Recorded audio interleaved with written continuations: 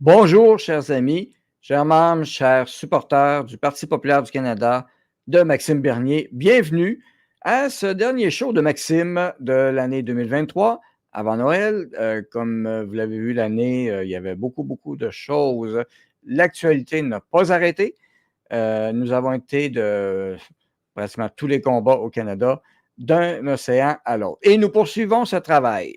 Et en cette fin d'année, ben avec moi, on va encore recevoir Maxime Bernier pour parler de quelques sujets qui concernent quand même vous, chers Canadiens, avec ce qui s'en vient pour le futur, parce que ça a d'impact tout ce qui se passe actuellement, encore une fois, pour vous aider à démêler le tout. Alors, avec moi, bonjour Maxime. Allô, Daniel, ça me fait plaisir d'être avec toi. Et effectivement, on a, on a notre dernière émission avant Noël. Je vais en profiter moi aussi tout de suite pour souhaiter un joyeux Noël à tout le monde. J'espère que vous allez avoir du plaisir en famille, en amis. J'espère que vous allez pouvoir vous reposer et revenir en pleine forme en 2024. Mais effectivement, Daniel, comme tu as dit, on a été très actifs cette année. Puis dernièrement, j'étais au Québec, puis on a eu des belles activités là au Québec. Ah oui, c'était très agréable. Des dizaines de personnes à chaque endroit. Alors, on était en Estrie, on était à Montréal. On t'a parlé de plusieurs sujets. Les discours sont disponibles sur les plateformes sociales, sont partagés. Il va y avoir des extraits aussi qui vont s'en venir.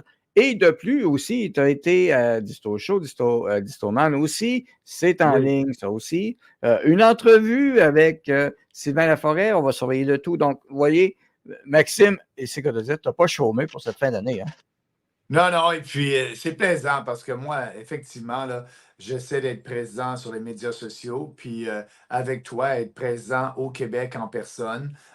Et on va continuer à le faire au courant de l'année 2024 parce que comme les gens doivent le savoir, on est en mode sélection de candidats. Daniel, d'ailleurs, c'est ta tâche au Québec. Et puis, dès le début janvier, on va faire un appel de candidature pour les gens du Mhm. Québec qui sont intéressés. Notre but en tant que parti, c'est d'avoir des candidats partout au Québec pour la prochaine campagne électorale, mais il faut commencer tôt. Donc, effectivement, au Québec, on se promène et puis c'est le fun parce que je sens qu'il y a un certain momentum là, de notre côté au Québec et au Canada. Parce que j'étais à Toronto aussi dernièrement. J'étais l'orateur invité à un discours pour faire un discours lors d'un gala, le gala de Noël de notre association du PPC dans le sud de l'Ontario. Et ça a été plaisant. Ça a été plaisant. Les gens étaient bien contents de nous voir. Puis ils sont prêts pour travailler pour nous, pour être bénévoles, puis s'assurer que plus de gens connaissent que le PPC existe. Parce que Daniel, il y a encore des gens qui ne savent pas au Canada anglais qu'il y a un nouveau parti politique qui a été créé il y a 5 ans. Mais Mhm. on continue nos efforts. Puis je suis pas mal certain que la prochaine élection va faire mieux qu'à la dernière, comme ce qu'on a fait. La dernière élection, on a fait mieux qu'à notre première. C'est qu'on est en croissance. Bien, certainement, et je crois que les gens ont noté ta dernière semaine d'intervention un peu partout parce que Pierre Poilievre a pris la peine de t'attaquer hier encore sur les réseaux sociaux. Alors, c'est important. C'est pour un parti qui n'est pas supposé être là, c'est quand même intéressant. Euh, et, tu sais, on va parler de Poilievre, conservateur du Canada, la crise du logement. Hein, la fameuse crise du logement au Canada. Justement, ben, Pierre Poilievre, à un moment donné, il a fait une petite vidéo, hein, une publicité, 15 minutes à peu près. Il dit toutes sortes de choses. Il dit des rapports, mais ça n'a peut-être pas passé comme il pensait.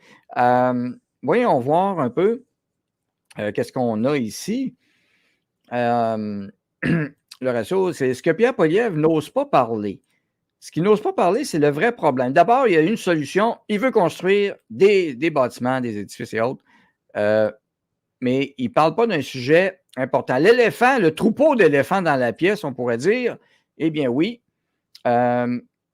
mention du programme d'immigration de masse de Trudeau, les frontières ouvertes. Alors, Pierre, c'est pas un sujet que ça, il veut parler. Dans son vidéo, ça, c'est un premier point qui a été critiqué. Il n'a pas voulu parler de l'immigration de masse. Ben, toi, là-dessus, comment tu vois ça? Hein? Pourquoi il refuse de parler de l'immigration de masse, selon toi?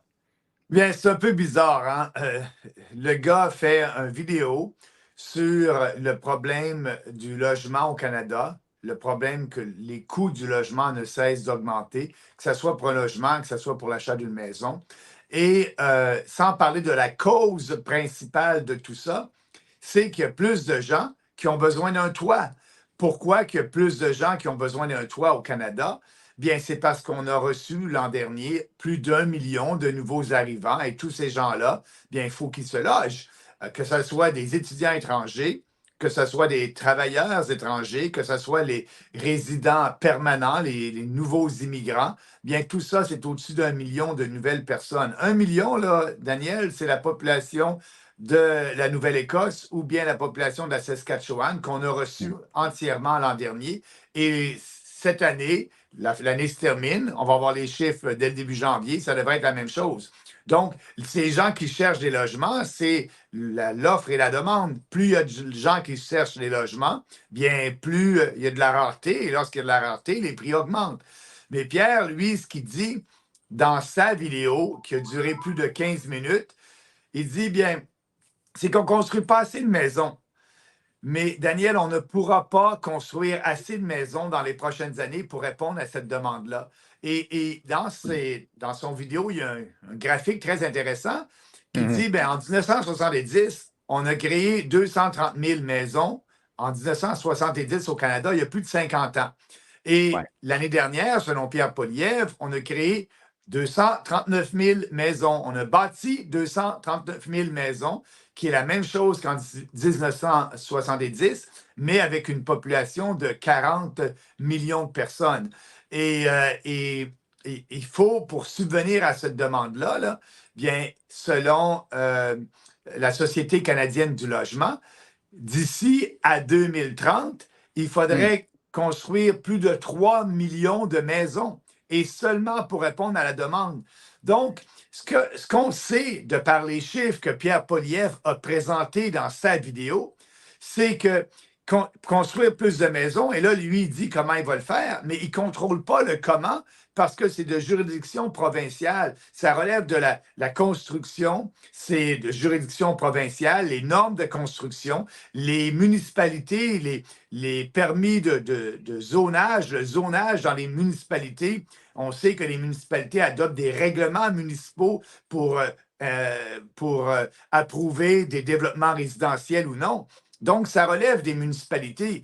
Et si le privé n'est pas capable de subvenir à la demande, bien, ça va prendre bien des années pour que le privé puisse prendre le dessus. Donc, même si on applique sa solution et on garde l'immigration de masse pendant toutes ces années, parce qu'il ne veut pas en parler comme Trudeau, bien, il ne sera pas capable de régler le problème. Les prix des logements vont toujours augmenter et on n'aura pas bâti assez de logements. Et ça, c'est la Société canadienne du logement qui le dit, pour subvenir à la demande. Donc, finalement, dans son vidéo, ce qu'il nous dit, bien, le problème, c'est qu'on ne construit pas assez de maisons. Voici, je vais essayer d'éliminer la réglementation qui ne contrôle pas pour accélérer le processus. Quand la réponse à cette problématique-là, elle est devant nos yeux. Comme tu l'as dit tout à l'heure, ce n'est pas l'éléphant qui est dans la salle, c'est les éléphants qui sont dans la salle. Il faut arrêter l'immigration de masse immédiatement.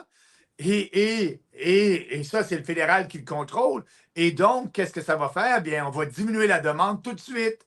Et donc, le privé n'aura pas à se dépêcher à créer de nouvelles maisons le plus rapidement. C'est la demande le problème. Et je peux te dire que là-dessus, il s'est fait critiquer. Et moi, je suis le premier à le critiquer.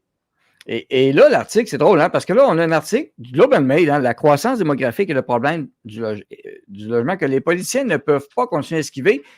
Comment tu fais ça? Parce que même des médias, maintenant, commencent à dire, ben finalement, il y a un problème d'immigration. J'ai cherché dans le titre, dans le texte, pardon, j'ai pas trouvé une mention de ton nom. On parle de Marc Meder, on parle de Poilievre du vidéo.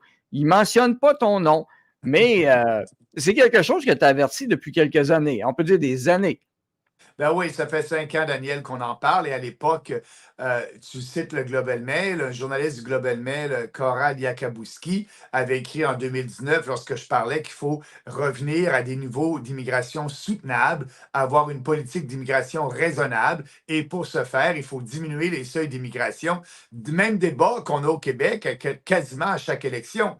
Et j'ai dit ça en 2019 et j'ai dit la cible d'immigrants devrait être pas 350 000, c'était le chiffre à l'époque. Aujourd'hui, on est rendu à 500 000, un demi-million. Puis à ça, on ajoute les travailleurs étrangers, les étudiants et les gens qui viennent ici avec un permis de touriste et qui demeurent au Canada. Et donc, Statistique Canada nous a confirmé que c'est plus d'1 million de personnes, de nouveaux arrivants qui viennent par année en additionnant tous ces chiffres. Et lorsque je parlais de ça, qu'il fallait avoir un seuil d'immigration limité à 150 000 par année, Conrad Yakabouski m'a ridiculisé, a dit que ce n'était pas un problème, m'a quasiment traité de raciste et que Bernier ne devrait pas parler de ça. Et le même journaliste, 4 ans plus tard, arrive et dit « L'immigration est un gros problème » et il écrit un article et le problème, pourquoi que les problèmes que cause l'immigration de masse, la crise du logement, la crise de la santé, la crise des infrastructures, ça ne règle pas le vieillissement de la population, ça n'aide pas les entreprises à se moderniser, à devenir plus productives. Et donc, j'aurais pu, Daniel, signer cet article-là qui a écrit en 2023, qui a écrit il y a quelques mois. Et lui-même, ça lui a pris 4 ans de changer de position, mais au moins, il a vu le tunnel, il a vu la lumière au bout du tunnel. Et on s'est échangé quelques tweets. Je ne sais pas si on dit des tweets ou des X maintenant, mais quelques X peut-être. Et je lui ai dit, bon, bien maintenant, tu vois que j'avais raison en 2019. Et là, il répond, non, Maxime, tu n'avais pas raison, ce n'était pas un problème à l'époque et maintenant, c'est un problème. Je dis non. Oui. À l'époque, c'est un problème. Maintenant, c'est un problème encore plus pire. Donc, à l'époque, j'avais raison et aujourd'hui, j'ai toujours raison. Mais la bonne nouvelle dans tout ça, c'est que des journalistes gauchistes et le Global Mail, un journal de gauche, commence et n'a pas peur à parler qu'il faudrait peut-être limiter l'immigration de masse. Mais il ne s'est pas rendu aux politiciens traditionnels, c'est-à-dire que Jack Meat, le Bloc québécois, le Parti vert, les libéraux et les conservateurs ne parlent pas d'immigration. Pour eux, ce n'est pas un problème. Et donc, c'est pour ça que Poilievre et Trudeau, c'est la même chose pour régler les problèmes immédiats au Canada, parce que Poilievre, avec sa solution de construire des maisons, là, ça va prendre des années avant que ça puisse régler le problème. On ne peut pas construire des milliers de maisons, des centaines de milliers de maisons par année. C'est impossible, on ne l'a pas fait dans le passé, on ne sera pas capable. Et donc, la solution, c'est immédiate, elle est là, elle est efficace, elle est devant nos yeux. Mais Poilievre, encore une fois, n'est pas un vrai conservateur et ne fait pas de la politique pour l'ensemble des Canadiens. Parce que si on abolit l'immigration de masse, on va aider l'ensemble des Canadiens. Lui, il regarde dans des comtés où il veut se faire élire pour devenir premier ministre, c'est-à-dire dans des comtés où il y a une communauté ethnique importante. Et ces gens-là veulent faire venir leur père, leur grand-mère, leurs sœurs, leurs beaux-frères qui sont dans d'autres pays. Et ils ne veulent pas qu'on arrête l'immigration de masse et surtout la réunification des familles, entre guillemets, là, parce qu'il y a un programme au fédéral qui dit, mais lorsque vous êtes ici, vous pouvez faire venir votre famille. Mais pour le gouvernement canadien, la définition de famille, c'est pas la famille immédiate, c'est pas votre femme ou le mari et les enfants. C'est les frères, les sœurs, les grands-parents, les petits-enfants. Donc, c'est la grande famille. Et eux, ils ne veulent pas que ça soit coupé. Donc, Poilievre n'en parle pas parce qu'il a besoin de ces comtés-là pour devenir premier ministre. Donc, ça vous dit tout de suite que Poilievre n'a pas à cœur l'intérêt du Canada. Ce qu'il vise, c'est le pouvoir à tout prix au détriment des Canadiens. Oui, très juste. Et d'ailleurs, même Poilievre, un gros détail qu'il a oublié, c'est au-delà du nombre. Il n'a pas pensé quelque chose. Et c'est drôle parce que l'immigration, c'est 100% compétence fédérale. Le logement, comme tu l'as dit, c'est compétence pas mal municipale, puis à peine provinciale. Mais là, l'autre point ça paraît qu'il ne connaît pas le milieu urbain. C'est bien beau planter des tours, mais il faut que tu prévoies l'infrastructure municipale aussi qui vient avec, les aqueducs, l'eau, la quantité d'eau qui vient avec. Hein? Alors, tout ça, il faut alimenter ça, l'alimentation, le transport, ça prend des nouveaux centres commerciaux. C'est un plan d'urbanisme national. Il faut, mais tu sais, c'est n'importe quoi. Donc, continue de s'en mêler. Puis, il était, comme on dit, fact-checké solide, même sur ces chiffres. Radio-Canada, les économistes ont vérifié la source de ces chiffres dans son vidéo. Ils ne les ont jamais trouvés. C'est assez spécial un peu. Puis, suggestion, voyant que le fédéral se rend compte qu'il y a un problème, ils ont une solution. Eux autres, ils ont décidé d'une solution qui est de relancer un programme en terminant sur la crise du logement. C'est assez incroyable de voir ça. C'est comme en temps de guerre. Le Canada relance un programme de logement en temps de guerre au milieu de la crise. Ça, c'est le ministre, c'est Fraser, Sean Fraser. Puis d'ailleurs, le ministre du Logement, Sean Fraser, ministre du Logement fédéral, qu'est-ce que ça fait là? C'est un peu d'incongruité là-dessus.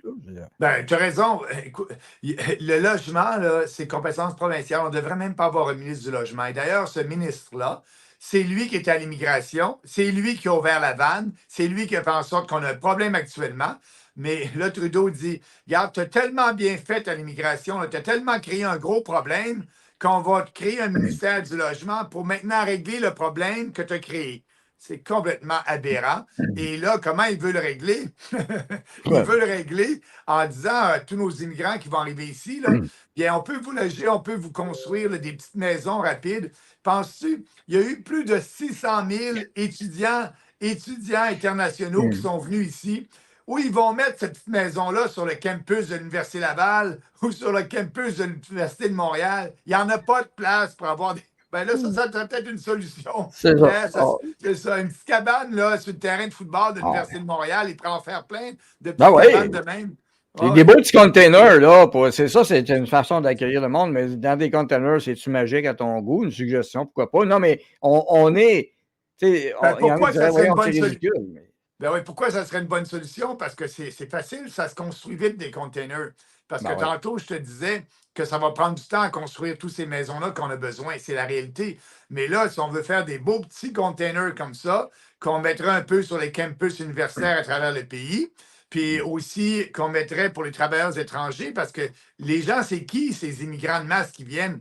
C'est en majeure partie des étudiants étrangers, parce que pour le gouvernement fédéral, ça permet par la bande d'avoir la citoyenneté. Puis pour les universités, ils sont bien contentes parce que ça leur permet d'arriver, parce qu'ils chargent le double ou le triple du prix pour les étudiants étrangers. Les gouvernements provinciaux n'ont pas le courage d'augmenter les frais de scolarité. Donc, le provincial est d'accord avec ça. Et pour faire en sorte qu'il n'y ait pas besoin de financer ces universités. Et le fédéral est d'accord avec ça parce que c'est un moyen contourné d'avoir de futurs résidents canadiens. C'est complètement ridicule. Là. Il faut arrêter ça. L'impact est trop grand sur la société canadienne. Il y a eu à peu près, Daniel, 15 000 personnes l'an dernier qui sont décédées sur les listes d'attente. Qu'est-ce qu'on attend? Le système de santé est dysfonctionnel. Les réformes qu'on essaie de faire au Québec depuis des années, c'est tout le temps la même réforme. C'est des réformes d'organigrammes. On change les structures. C'est pas ça, c'est qu'il faut rouvrir les fenêtres, il faut permettre de la compétition, il faut faire comme en Europe, avoir des hôpitaux publics et privés ensemble, mais que la population soit garantie avec une assurance nationale, comme il y a en Suède, comme il y a en Suisse. Je ne parle pas d'un modèle américain, là. Et eux, là, ils investissent moins en santé, puis ils n'ont pas de liste d'attente. Mais ils n'ont pas le courage de faire ces réformes-là. Et là, l'immigration de masse vient empirer la situation. C'est vraiment là, aberrant le fait que nos deux politiciens, libéral et conservateurs, la solution est devant leurs yeux. Ils ferment les yeux parce qu'ils veulent, pour des intérêts à court terme politiques, gagner des élections. Oui, c'est clairement ça. Puis même pour les containers, si on fait ça, on va avoir des problèmes de chaîne d'approvisionnement après, on va manquer de containers, il va y avoir un autre problème. Ils vont créer un ministre des containers après. Bon. Ouais, c'est ça. À chaque fois qu'il y a un problème, ils créent un ministère. Mais le problème, c'est le gouvernement. Ronald Reagan, il a dit dans les années 80, le problème, c'est le gouvernement. Il faut avoir un plus petit gouvernement qui va respecter nos droits et libertés. Donc, plus on a un gros gouvernement, plus on s'appauvrit. Le gouvernement, l'argent qu'il donne aux gens, elle ne vient pas du ciel. Il la prend par nos taxes. Donc, plus un gouvernement dépense, moins nous, on peut dépenser parce que c'est l'argent du privé qui va chercher de nous dans nos poches, des compagnies, des individus. Puis quand le gouvernement n'a pas le courage de nous taxer, Daniel, ce qu'il fait, Il dépense de l'argent qu'il n'y a pas, mais la taxe, ça vient plus tard, la taxe indirecte d'inflation, et on la paye maintenant. Et c'est dommage à dire, avant Noël, le cadeau de Noël que le gouvernement libéral nous donne avec l'aide des conservateurs, c'est une décennie d'inflation à plus entre 2 et 8 % chaque année. Donc, on va continuer à s'appauvrir pendant 5, 6, 7 ans pour payer ces déficits-là parce que les gouvernements n'ont pas été responsables et nous ont donné de l'argent et en nous faisant un cadeau empoisonné. Et oui, et les dépenses, c'est bien dit. C'est ça le problème. Donc, tu es le seul qui ose en parler. On va continuer de parler des vraies choses. Et il y avait une COP 28 de pas longtemps parlant de dépenses et de gaspillage d'argent, de fonds, de détournement. Nous, on a une position claire, hein, rejeter l'alarmisme climatique et se concentrer sur des améliorations concrètes. Mais ça, je ne pense pas que ça veut dire ce que Guilbeault, entre autres, parle, c'est-à-dire, pour vrai, le gouvernement Trudeau, là, les chers amis, vous allez voir, c'est pas une joke, c'est vrai, Anthony Furey. Le gouvernement fédéral crée des crédits d'échange de droits d'émission type carbone pour les rottes de vaches. Sérieusement. Alors, à gauche, j'avais une noble vache, à droite, quelque chose. Puis là, c'est pas une joke. Il veut mettre une taxe sur les rottes de vaches. Le méthane est généré lors du processus digestif naturel des vaches et libéré dans l'air lorsque les vaches rotent. Peut-on lire dans un communiqué du bureau de Guilbeault? Une émission de méthane entérique. Chaque crédit représente une tonne de réduction d'émissions. Bref, c'est vraiment une connerie incommensurable.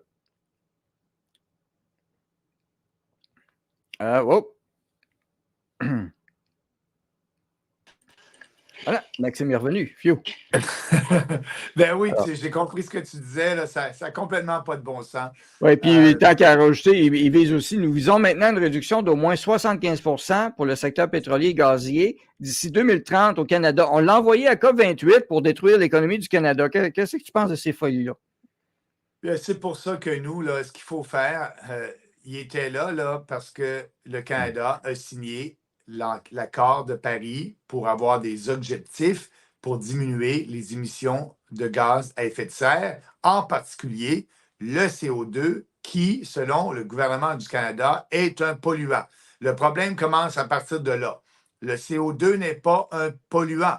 Ce n'est pas de la pollution. Le CO2, c'est un gaz essentiel pour la vie. Et c'est ce que les plantes, c'est de la nourriture pour les plantes et c'est ce que j'aimais et que tu aimais actuellement lorsqu'on se parle. Donc, plus que de CO2, plus que la planète devient verte. Bien, comme on le sait, les serres au Québec, ils produisent de belles tomates. Et pour ce faire, bien, ils injectent du CO2 dans leurs serres puisque c'est de la nourriture pour les plantes. Donc, nous, ce qu'on va faire, là, il n'y en a pas de problème avec le CO2. Le CO2 n'est pas un polluant. Et donc, le Canada ne signera pas, ou plutôt l'accord est déjà signé, on va se retirer de l'accord de Paris et on n'imposera pas de nouvelles réglementations comme le gouvernement du Canada veut le faire en imposant une réglementation aux fermiers, aux agriculteurs, aux producteurs laitiers surtout, et donc aux producteurs laitiers leur dire, écoutez, là, ça va vous coûter plus cher parce que vos vaches émettent du méthane, qui est un des gaz à effet de serre. Mais moi, ce que je dis là, aux agriculteurs, nous, on va abolir toute cette réglementation-là. Puis Poilievre va faire la même chose, Daniel. C'est pas mieux parce que lui aussi, il est d'accord avec l'entente de Paris. Nous, on va se retirer, pas lui. Et donc, il va tout faire pour diminuer les gaz à effet de serre. C'est ce qu'il dit, dont le CO2. Et ça va nuire à l'industrie pétrolière, ça va nuire les agriculteurs aussi. Mais au moins, je dois donner à Pierre, il n'imposera pas de taxe sur le carbone, mais il va tout faire en imposant de la réglementation pour nuire à nos entrepreneurs aussi. Oui, puis comme on le mentionne sur la plateforme du PPC, c'est abolira les subventions aux technologies vertes et laissera les acteurs privés développer des alternatives rentables et efficaces. Et ça, c'est une autre différence avec Poilievre et compagnie. En le fond, c'est pas pour rien qu'il y a un ministre du cabinet fantôme qui s'occupe des changements climatiques, eux autres aussi. Ils vont vouloir donner de l'argent en sélection encore à des compagnies vertes, en guillemets. Bref, il n'y aura aucun changement. On va se dire la réalité, là. Ah, c'est ça. Et c'est ce qu'on a vu avec cette conférence-là. Et puis, c'est pour moi, là, en période de récession, parce que je pense que c'est ça qu'on vit au Québec et au Canada maintenant, même si les économistes ne veulent pas le dire et les politiciens, mais on voit que c'est de plus en plus dur. Arriver avec une nouvelle réglementation, de nouvelles taxations qui augmentent le coût de la vie, parce que tout nouveau règlement, il y a un coût pour une entreprise et les entreprises vont toujours transmettre ce coût-là à leurs clients. Et leurs clients, c'est l'ensemble des consommateurs. Puis on va finir par payer plus pour nos produits, nos biens et services. Puis ce qui est arrivé, on l'a vu dans la conférence, là, je ne sais pas si tu as le communiqué final, Daniel, mais ils nous ont dit là, qu'ils veulent faire en sorte que d'ici quelques années, que les pays produisent moins Ouais. de pétrole et de gaz et fassent en anglais, ils disent un phase-out, c'est-à-dire qu'on fasse en sorte qu'on diminue la production et la consommation du pétrole et du gaz pour aller vers des énergies alternatives, soit le solaire, soit l'énergie éolienne. Mais on sait tous que lorsqu'ils ne vendent pas, il n'y a pas d'énergie, puis lorsqu'il ne fait pas soleil, il n'y a pas d'énergie. Ce n'est pas une énergie qui va nous permettre de soutenir la production et le développement dans les pays développés.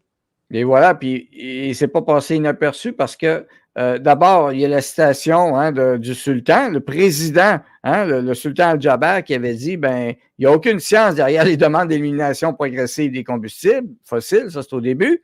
Ouais. Et retourner, ben, si on avait ça, ben, on va retourner le monde dans des grottes, c'était sa citation. Et Daniel Smith, déçu des positions de Stephen Guilbeault, justement, du rapport, c'est pas pour rien, justement pour ce que tu as mentionné, parce que le texte adopté par consensus, d'abord, il n'y a pas de date, on va le dire aux gens, il n'y a aucune date pour savoir quand est-ce qu'on va sortir des énergies fossiles. Donc, on voit que c'est un papier qui vaut ce qu'il faut. C'est pas grand-chose. Appelle le monde entier à transitionner hors des énergies fossiles quand même, hors des énergies fossiles, toujours sans date. Mais Daniel Smith, elle a écrit aussi, fait preuve de trahison envers sa province et des millions d'autres Canadiens dans les négociations en se concentrant uniquement sur la fin des carburants fossiles. Le Canada joue un premier rôle de plan dans la consolidation de l'accord. Donc, le rôle de Guilbeault là-dedans, du gouvernement Trudeau, anti-économie du Canada, on va se le dire, anti-développement canadien. Ben oui, effectivement. Puis aussi anti-Ouest canadien, mais anti-Québec aussi. Parce que le nouveau règlement pour les producteurs laitiers, la plupart des producteurs laitiers sont au Québec. Et puis, l'idée de produire moins de gaz et de pétrole, bien, c'est l'économie numéro un de l'Alberta. Et c'est grâce à l'Alberta que le Canada puisse se développer, devenir un pays plus riche. L'Alberta paye dans la formule de péréquation. Le Québec, parce que l'Alberta est supposément une province plus riche. Et donc, nous et les provinces de l'Est bénéficient du fait que l'Alberta contribue à la péréquation. Le Québec et d'autres provinces dans l'Est reçoivent de l'argent de la péréquation. Donc, ça va nuire le ralentissement économique de l'industrie gazière et pétrolière dans l'Ouest canadien va nuire à la province albertaine, mais va nuire aussi à l'ensemble du Canada. Oui, alors, mais c'est pas fini. Donc, c'était Guilbeault, c'était le gouvernement canadien qui veut. C'est toujours en mode urgence, il faut accélérer le pas, il faut se dépêcher. Est-ce que le Canada a besoin de tout accélérer? On rappelle que les États-Unis n'ont pas ces contraintes-là. Le Mexique non plus. Et on est toujours associé. D'ailleurs, je cherche encore la donnée qui va parler des taxes nécessaires pour réduire de 1,5 degré Celsius. Là, comment ça va prendre de taxes? Je sais, pour avoir écouté John Kerry, là, on parle de billions, des 1000 milliards. Là, ça va prendre beaucoup d'argent. Ça, c'est sûr, ils vont en dépenser de l'argent, ils vont en gaspiller. Mais c'est toujours sous le mode de l'urgence que c'est envoyé ces affaires-là. Mais il faut dire aux gens, là, on a utilisé la peur, excuse-moi l'expression, là, pour faire capoter les gens là, partout dans le Canada, là, pour leur dire le COVID-19, c'est la fin du monde, c'est dangereux, il faut que tout le monde soit vacciné. Maintenant, si vous allez voir votre médecin, c'est plus la relation personnelle entre vous et votre médecin, qu'est-ce qui est bon pour vous, en analysant un nouveau médicament par rapport à vous personnellement. Non, on mettait tout le monde dans le même panier, puis tout le monde, il faut qu'il soit vacciné parce que tout le monde est en danger de mourir de la COVID-19, ce qui était complètement faux. Mais on a utilisé la peur pour changer les comportements des gens. Là, on fait la même chose aujourd'hui avec les changements climatiques. On utilise la peur. D'ailleurs, je voyais de la publicité récemment du gouvernement du Canada qui parlait de crise climatique, puis il faut faire quelque chose pour la crise climatique. Puis là, dans leur publicité, il y a une petite famille qui dit, bien moi, on ne sèche plus notre linge à la sécheuse, on sèche le linge dehors sur la corde à linge. Une autre petite famille disait, bien moi, maintenant, le père parlait que je vais aller au bureau en autobus 2 fois par semaine. Pourquoi? À cause de la crise climatique. Il n'y en a pas de crise climatique. Le climat a toujours changé, il va toujours changer. Il y a 12 millions, pas millions, pardon, 12 000 ans, ici, au Québec, au Canada, on était sous la glace. Le climat change et grâce au changement climatique, on peut habiter ce coin de pays. Mais le climat va changer dans 100 ans, dans 200 ans, dans 1000 ans. Et arrêtons de nous énerver avec ça. Ce n'est pas la fin du monde. Mais les gouvernements commencent, et le gouvernement fédéral surtout, on paie de la publicité, nous, que le gouvernement fédéral prend nos impôts de nos poches pour nous faire peur avec les changements climatiques. Là, j'en ai marre, c'est fini. Et nous, on n'embarque pas dans cette hystérie climatique-là. Okay. Un autre, le chauffage au bois, c'est une nouvelle chose. Et là, ça tue, imagine, 3 fois plus que les accidents de la route. Une étude de Santé Canada, d'ailleurs, mais on ne voit pas tous les détails de route et ça. Puis le chauffage au bois, c'est sûr qu'ils aimeraient tous qu'on ait une électricité, qu'on soit dépendant. Je ne sais pas. Moi, je peux dire, Daniel, là, que cet hiver et surtout à Noël, je reçois ma famille au chalet, puis le foyer, il va chauffer. Puis parce que moi, j'aime les gros feux, il faut que ça pétille un peu, puis qu'on sente la chaleur. Fait que c'est pas demain matin que dans des belles soirées d'hiver, que je vais arrêter de chauffer mon foyer au bois à mon chalet. Merci beaucoup, Maxime. Et on rappelle aux gens, allez sur notre site web, partipopulaireducanada.ca. La politique, regardez, réchauffement planétaire, environnement, rejeter l'alarmisme climatique et se concentrer sur des améliorations concrètes. Nous avons ça dans notre plateforme. Nous avons une plateforme, hein, notre plateforme. Tout est là, ça des questions, beaucoup de sujets. N'hésitez pas à nous contacter. Vous pouvez me contacter par courriel pour devenir candidat si vous voulez, brisson@Parti populaire du Canada, ou autres questions, autres sujets, parce que je reçois des communications de toutes sortes de choses. Vous avez des questions pour devenir membre ou autre, comment faire? Vous avez le site web aussi, partipopulaireducanada.ca, tout simplement. Et moi, je souhaite un très joyeux Noël, tout le monde. Passez du bon temps pour vous reposer, pour vous ressourcer, parce que 2024, on en a besoin. Et Maxime, à toi le mot de la fin. Merci, Daniel. Écoute, on a eu une belle année 2023. Moi, je suis bien content. Je veux remercier nos membres, nos donateurs, nos supporters à travers le pays et spécialement ici au Québec, parce que c'est grâce à vous que le Parti populaire croît. Et je peux vous dire là, qu'on va être prêt pour la prochaine élection avec les mêmes idées, puis on va défendre nos idées comme on l'a toujours fait avec passion et conviction. Mais comme dit Daniel, on a besoin de vous. Si vous êtes capable de faire une donation avant la fin de l'année, il y a toujours des crédits d'impôt. Allez sur notre site, partipopulaireducanada.ca, ça va nous aider. On fait justement notre blitz de fin d'année. Mais aussi, avec Daniel, cette année, on va recommencer un appel de candidature pour les gens qui veulent être candidats. Donc, si vous êtes intéressé, Daniel vous a donné son courriel. Vous pouvez nous écrire. Vous pouvez communiquer avec Daniel, avec moi. Et ça va nous faire plaisir. Notre but, c'est de terminer ce processus-là de sélection de candidature au printemps prochain, printemps 2024. Et on veut donner l'opportunité à tous les Québécois, peu importe où vous êtes au Québec, d'avoir l'opportunité de voter pour vos valeurs, de voter pour un candidat du Parti populaire. La dernière élection, elle s'est faite vite. Dans quelques comtés au Québec, on n'avait pas de candidat. Et ça ne sera plus le cas. Donc, si vous êtes intéressé et vous voulez faire partie du changement, faire partie de l'histoire, écrire l'histoire québécoise et canadienne politique avec nous, bien, vous êtes les bienvenus. Là-dessus, je vous souhaite une belle fin d'année et un joyeux Noël en famille. Restez forts et libres et bye-bye. Merci, Maxime. À la prochaine.